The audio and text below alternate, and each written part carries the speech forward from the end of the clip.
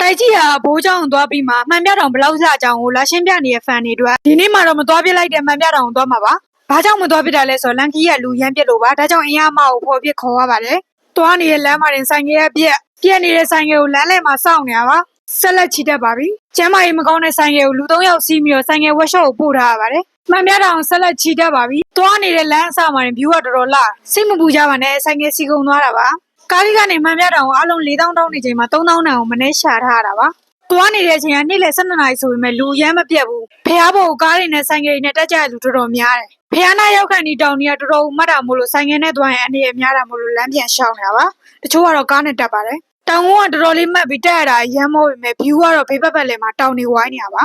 တော်ဝင်တောင်တက်ကောင်းတာဖက်တွေလည်းပြက်ကုန်ပါပြီစိတ်မပူကြပါနဲ့ရာမှာပါရမီနဲ့ပြည့်စုံသူပါကဲဒါလေးကတော့တောင်ပေါ်ကနေမြင်ရတဲ့ view ပါရမ်းလှပါတယ်ဒါလေးကတော့တောင်ပေါ်တက်လာခြင်းဒုတိယမြောက်မြင်ရမယ့်စီဒီပါအများစုကတော့ဒီမှာဓာတ်ပုံဗီဒီယိုတွေရိုက်ကြတာပါ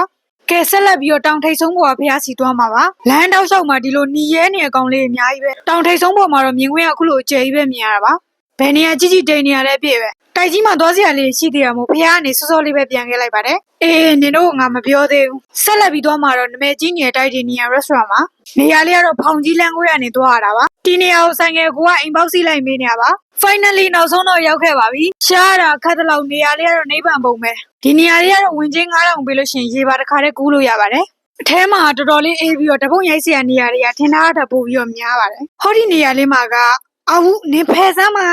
ဒီမှာ9000နဲ့ဒီ view နဲ့ရေကူးရမှာဆိုတော်တော်တန်တယ်နော်ဖွဲလိုက်လာတာဆိုရင်ဒီလိုတဲလေးလည်းငားလို့ရရနော်နေပူတဲ့ကနေတောက်လျှောက်ဆိုင်ငယ်စီးလာတာမို့ရေတန်းကိုရင်တော့ကင်မှာဆိုလို့စားတော့ပွဲမှာစားခဲ့ပါတယ်ဈေးကြီးမဲ့လို့ထင်ထားပေမဲ့တပွဲကို8000လောက်နဲ့ချပေးတဲ့ပွဲတွေကိုကြည့်ပါအောင်စားရတာကောင်းပြီတကယ်ကိုရတာရှိပါတယ်မှာစားတာတော့ဘတ်ရှူးထမင်းကျော်နဲ့ခောက်ဆွဲကျော်ပါစားပြီးတောက်ပြီးမှရန်ကုန်ပြန်มาတော့မယ်ခင်အားလုံးပဲအဆုံးထိကြည့်ပေးခဲ့ရအားလုံးကျေးဇူးတင်ပါတယ်